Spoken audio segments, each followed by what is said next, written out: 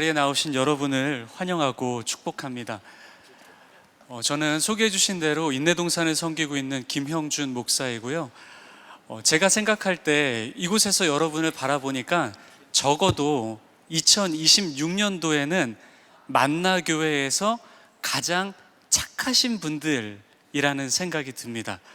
왜냐하면 집사님, 권사님, 리더 한 번만 해주세요 라는 목사님의 애원에 극률한 마음으로 반응해 주셨고, 집사님이 리더해, 권사님이 리더해 라고 하는 다른 열매님들의 외면에 또 이렇게 리더로 섬겨주시는 분들이라 참 착하신 분들이구나 라는 생각이 들었습니다.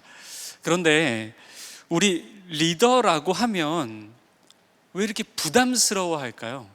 그 부담이 얼마나 크길래 내가 힘들고 아프고 할 때마다 찾아오는 목사님의 전화를 연말 되면 받기를 꺼리고, 그렇게 만나고 싶어하는 열매들을 만나고 싶어하지 않게 되었을까? 아마도 그것은 리더라는 사람이 지도자 또는 대표라는 생각이 우리들 안에 있어서인 것 같습니다. 그런데 리더 또는 리드한다 라는 단어 안에는 안내한다 라는 의미가 담겨 있다는 사실을 아세요? 리더는 책임지는 사람일 수도 있지만 무언가 안내하는 사람이다라는 거예요. 자, 그렇다면 여러분들은 만나교회에서 리더로 섬기고 계시기 때문에 무언가를 안내하시는 분들이 되셔야 될 텐데, 신청하신 분들이 약 380분 정도가 되시거든요. 그러면 그 리더 한 분 한 분이 이곳이 진짜야, 이게 진짜야 라고 말 한마디씩만 하신다면 약 380가지의 의견, 그리고 그 이상의 길들이 이 안에서 제시가 될 겁니다. 같은 소리를 내시면 다행인데 각각의 소리를 낸다라면 어떻게 될까요? 사방팔방으로 우리는 흩어지게 돼요. 그리고 그 힘과 힘이 만나다 보면 아무것도 하지 못하고 제자리에 머물거나, 그것이 더 강한 일이 벌어진다라면 모든 나무와 열매가 제자리에 주저앉는 일이 벌어지게 될 겁니다. 그래서 저는 오늘 여러분들에게 하나의 의견을 내실 수 있도록 만나교회가 어느 곳을 향하고 있는지를 같이 좀 나누어 보려고 해요. 만나교회 리더로서 바르고 제대로 안내하려면입니다. 그것을 저는 이지훈 교수님이 쓴 혼창통이라는 책의 개념을 접목해서 여러분들이 안내해야 할 만나교회에 대해 이야기를 나누어 보려고 합니다. 복음서에 보게 되면 빌립보 가이사랴라는 지명이 나옵니다. 이곳은 우상이 만연한 곳이었어요. 그런데 어느 날 예수님께서 신전이 가득한 그곳에서 제자들에게 하나의 질문을 하십니다. 너희는 나를 누구라 하느냐? 라는 질문이었어요. 한 제자가 이렇게 대답을 하죠. 주는 그리스도시요 살아계신 하나님의 아들이십니다. 그 대답을 들은 예수님께서 내가 이 반석 위에 교회를 세우리라 라고 축복하세요. 교회는 이렇게 시작된 곳입니다. 분명한 고백 위에 세워진 곳, 분명한 고백으로부터 시작된 공동체, 그곳이 교회라는 곳이에요. 이후에 교회는 이 고백에 자신들의 모든 것을 걸게 됩니다. 심지어 목숨까지도 걸어요. 이단의 위협이 있을 때 신앙 고백을 선포하죠. 주는 그리스도시요 살아계신 하나님의 아들이십니다 라고 대응하고 맞섭니다. 그리고 그것뿐만 아니라 오히려 그 고백을 전파하고 전파하는 데에 온 사력을 다했던 곳, 그곳이 바로 교회라는 곳이에요. 만나교회에도 처음 교회의 고백처럼 모든 걸 거는 것이 있습니다. 오늘 우리는 그것을 혼이라고 말하려 합니다. 만나교회가 모든 것을 거는 그 혼은 무엇일까요? 선교적 교회입니다. 대부분의 교회는 선교하는 교회를 지향하죠. 거기에 물질과 인력과 시간과 전략을 쏟아냅니다. 그러나 만나교회는 달라요. 같이 말씀 한번 보시겠습니다. 요한복음 3장 16절에 하나님이 세상을 이처럼 사랑하사 독생자를 주셨으니 라고 해요. 제가 독생자를 주셨으니에 빨간 표시를 했는데 이것은 방법을 이야기하는 거예요. 대부분의 교회가 선교하는 이 방법에 포커스가 맞춰져서 움직임을 해갑니다. 그런데 만나교회는 하나님이 세상을 이처럼 사랑하사에 포커스를 맞추고 거기에서 시작하고 있어요. 무엇이냐면 하나님의 마음에서부터 모든 것을 시작해 간다라는 거예요. 이처럼 사랑하사, 그 마음을 헤아리고 곱씹고 고민하다가 그 고민 끝에 하나의 고백에 이르게 되는데, 한번 같이 읽어보시겠어요? 이렇게 작게 고백하시면 아무도 못 들어요. 다시 한번요. 예, 교회가 이 땅의 소망입니다. 하나님의 마음은 무엇이었을까? 그 고민하다가 이 한 문장으로 우리는 고백하게 되었다라는 거예요. 그런데 이 소망이라고 하는 단어는요, 기대와 희망을 담고 있어요. 그러니 세상이 교회를 보면 희망이 생겨. 교회를 보면 무엇을 할지 기대가 돼. 이걸 우리가 듣고 싶어 한다라는 거예요. 그렇다면 어떤 질문을 하게 될까요? 초점이 어디로 맞춰지게 될까요? 교회 내부예요? 밖이에요? 이거에 대한 고민이 있다는 거예요. 교회가 이 땅의 소망이다라는 걸 교인을 집중해야 될까? 세상을 집중해야 될까? 이것에 대해서 고민하고 있습니다. 이런 고백과 질문이 사명을 낳게 되는데, 과로의 임재를 경험한 예배자들이 과로의 말씀으로 훈련된 제자가 되어 과로의 능력으로 지역과 세상을 섬긴다. 교회가 이 땅의 소망입니다 라는 그 고백이 사명 선언문으로 나타나게 되었어요. 이 자리에 계신 분들은 리더이십니다. 그러면 괄호 안에 뭐가 들어갈지 다들 아시죠? 이때쯤 되면 담임 목사님이 옆으로 이렇게 살짝 나오세요. 그래서 가까이 계신 분들에게 이렇게 질문을 하시게 되는데, 저는 담임 목사님이 아니기 때문에 조용히 여러분들에게 부담을 드리지 않고 같이 좀 보려고 합니다. 하나님의 임재를 경험한 예배자들이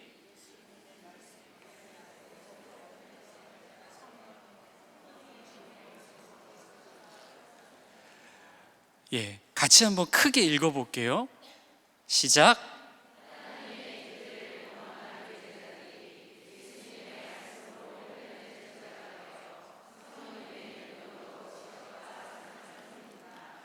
너무 잘 읽으셨어요.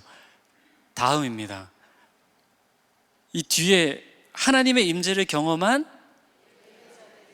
예수님의 말씀으로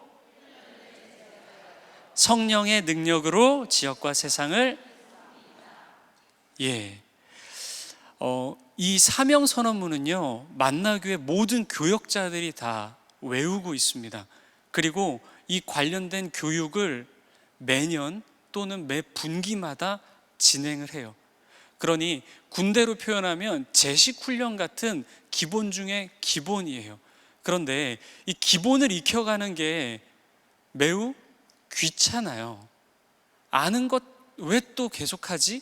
하는데, 아는 것 같은데 이야기해보라 그러면 어디선가 막히게 되고, 아는 것 같은데 해보자 그러면 이것과 다른 일들을 우리가 해 나가기 때문에 귀찮고 불편하고 다 아는 듯 해도 여러분이 이것을 끊임없이 기억하고 암송해 주셨으면 좋겠어요.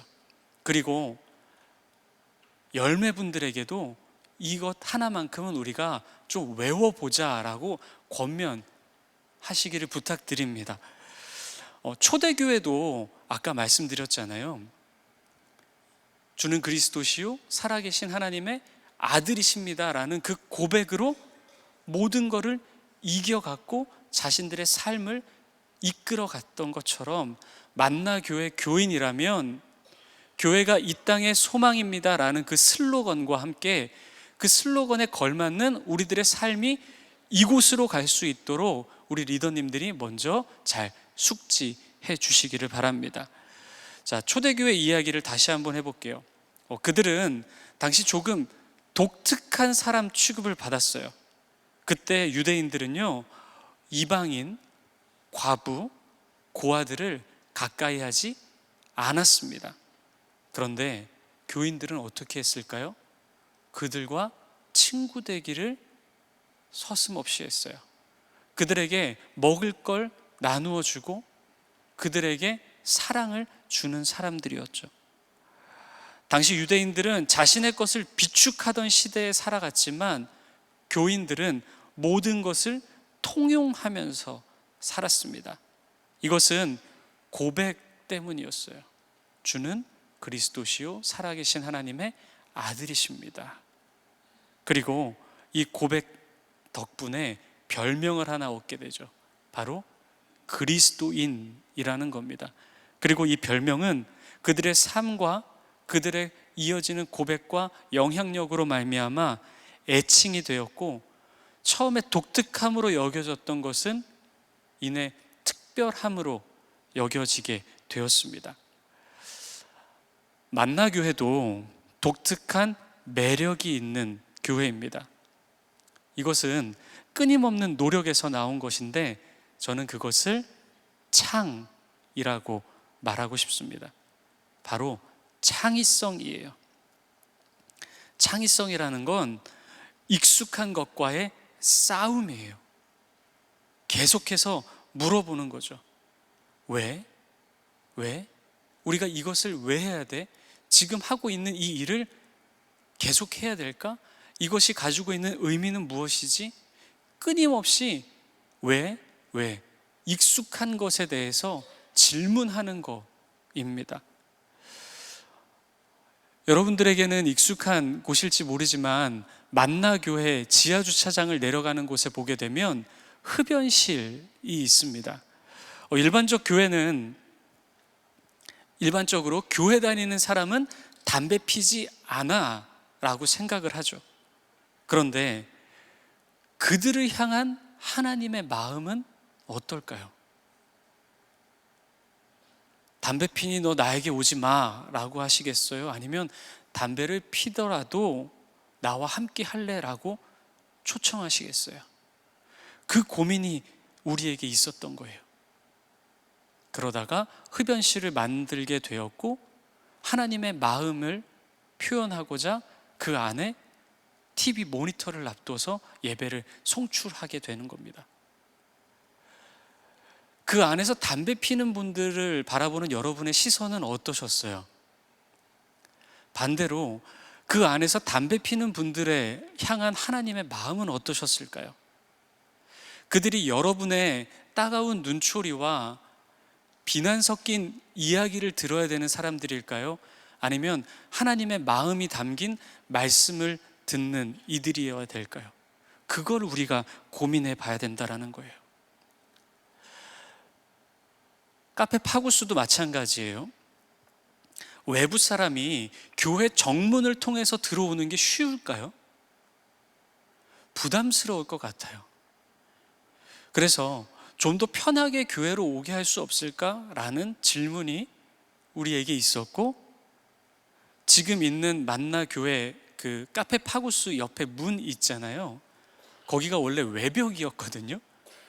그 사람들이 조금 더 교회 가까이 올 수 없을까? 그 방법은 무엇일까라는 질문에 그 벽을 뚫었습니다. 뚫어서 거기에 문을 열고 카페를 들어오게 한 거예요. 그랬더니 자전거를 타는 사람들의 성지가 되었고, 그리고 이 동네 분들이 산책하다가 커피 마시고 싶고 시원한 음료 마시고 싶을 때 그냥 교회로 들어오는 일이 생긴 거죠. 패션쇼도 마찬가지예요. 세상 문화에 우리가 많이 노출되어 삽니다. 그런데 왜 교회 안에는 즐거운 문화가 없을까? 교회 안에 그리스도의 좋은 문화가 너무나도 많은데 왜 계속 밖에서만 우리가 그걸 누려야 될까? 경험해야 될까? 고민하게 되는 거예요. 그래서 패션쇼가 시작된 거죠.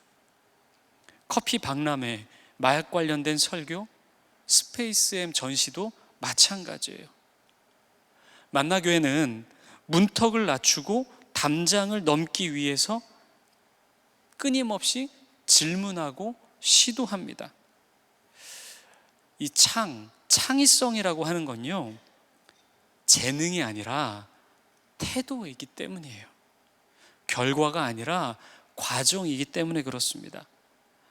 만나교회가 시도하는 모든 것들이 다 성공했을까요? 아니에요. 지금도 하나님의 마음이 전해지면 그걸 표현해내는 걸 노력합니다. 그러다가 실패하거나 틀리면 멈추기도 해요. 그런데 끊임없이 질문하고 또 도전해 가는 곳, 그곳이 만나교회예요.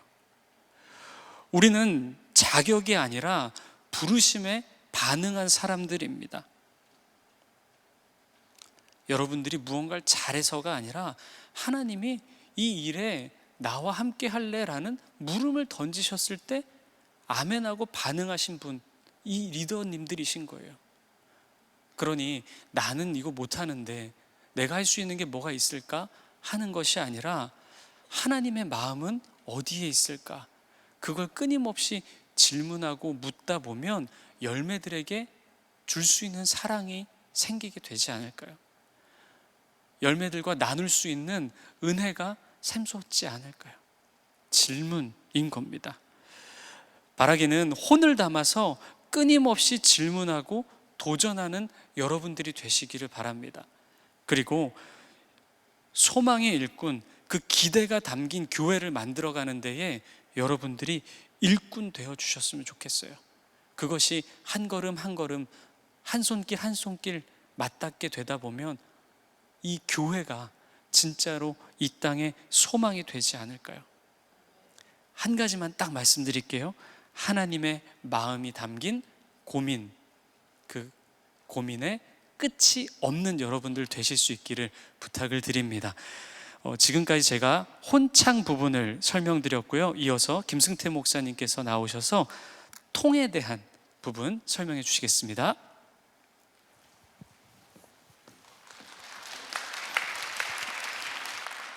네, 희락동산 김승태 목사입니다.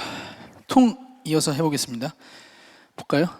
저희 같이 나누셨는데 사명선언문이죠. 하나님의 임재를 경험한 예배자들이 이 구절이 혼이라면 예수님의 말씀으로 훈련된 제자가 되어가 창으로 연결지을 수 있을 것 같습니다. 그리고 이어서 저는 성령의 능력으로 지역과 세상을 섬긴다, 통하다, 이 통에 대해서 잠깐 이야기를 나눠보려고 합니다.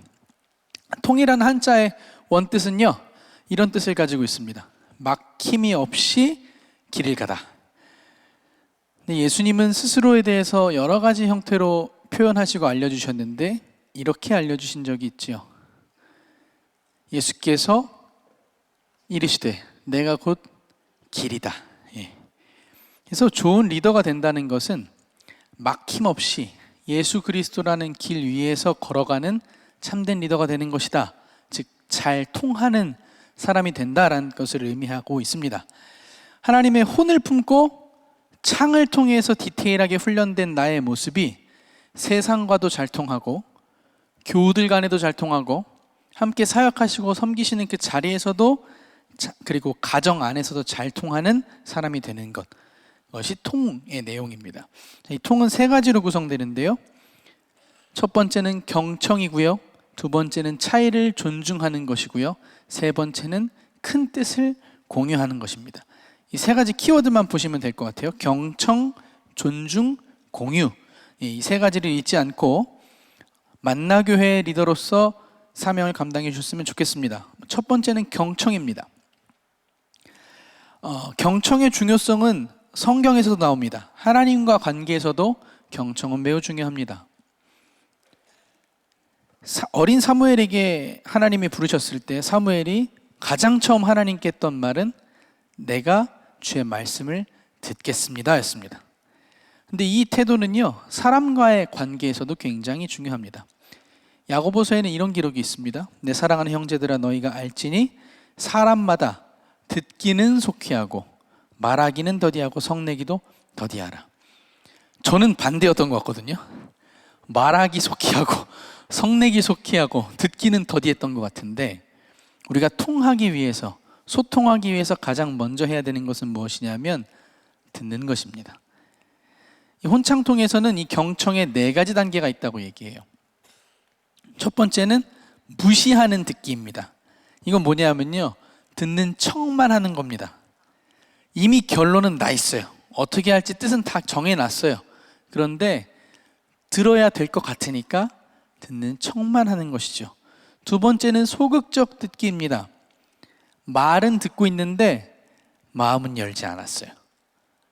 말 그대로 듣는 형태의 신용에서 조금 더 발전된 모습입니다. 세 번째는 적극적 듣기입니다. 반응은 해요. 너무 잘 들어요. 그런데 맥락을 이해하지 못해요. 저 사람이 어떤 마음으로 어떤 뜻으로 이야기하고 있는지는 잘 듣지 못합니다. 그리고 도전하고 싶은 것은 바로 이 모습이죠. 맥락적 듣기, 맥락적 경청입니다. 이건 뭐냐면 그 사람의 말만이 아니라 상황과 환경과 배경까지를 함께 듣는 것을 의미합니다. 예를 하나 들어드릴게요. 아프리카에 우물 파주는 사역이 있었습니다. 한 마을에 2시간 거리에 있는 시냇가로 물을 뜨러 엄마들이 왔다 갔다 하는 것을 발견했어요. 그래서 한 단체가 그러면 너무 멀고 힘드니까 마을 가까이에 우물을 파줬습니다. 5분 거리에 우물을 파줬어요. 이제 편해지겠지라고 생각했습니다. 그런데 이상하게 사람들은 여전히 2시간 거리에 있는 저 시냇가로 계속 물을 뜨러 왔다 갔다 하더라는 거예요. 왜일까요? 물이 맑아서 그럴 수도 있고요. 시냇가가 익숙하기 때문에 그럴 수도 있고요. 타지인들이 파준 우물을 믿지 못하는 이유도 있었을 것 같아요. 그런데 이유를 실상을 알고 보니까 이유가 무엇이었냐면 이 엄마들이 물 들어가는 2시간이요, 시댁에서 벗어나는 유일한 시간이었답니다. 집안일에서 벗어날 수 있는, 내 애들도 내 부모님도 내 가족도 모두 다 신경 쓰지 않고 2시간 동안 내가 만나고 싶은 내 친구랑 이야기하면서 물을 뜨러 갔다가 물을 뜨러 오는 거예요. 우물을 파줬던 팀은 그 사람들의 상황을 맥락적으로 경청하지를 못했습니다. 만나교회는 맥락적 경청을 굉장히 지향하는 교회입니다. 어떤 사역들을 하냐면요, 대표적으로 나눔 사역 중에 만나 복지 코디라는 사역이 있습니다. 성도 한 사람 한 사람의 환경과 상황을 파악하고 듣고 이해해서 가장 합당한 지원을 연결해 주죠. 이것이 나눔 사역의 맥락적 경청의 모습이기도 하고요. 이주민 건강검진도 마찬가지입니다. 사회적 맥락을 읽고 이 땅에 와 있는 이주민들을 선교적 차원에서 섬기고 있습니다. 묵상팀 사역은 아마 담임 목사님 설교 때 자주 이야기하셨을 거예요. 평신도들이 담임 목사님 설교를 미리 듣고 읽고 피드백해서 성도들의 삶에 더욱더 깊이 경청할 수 있는 설교가 될 수 있도록 돕는 사역입니다. MCAC 사역을 통해서 청년들의 시대 상황을 경청하고 그 다음 스텝으로 이어질 수 있도록 돕고 있습니다. 나무에서도 이와 같은 맥락적 경청이 이루어질 때 깊은 소통과 또 관계가 가능할 것 같습니다. 경청에 의해서 두 번째는 무엇이냐면 차이를 존중하는 것입니다. 우린 이 말을 자주 섞어 쓰기도 합니다. 다르다, 틀리다.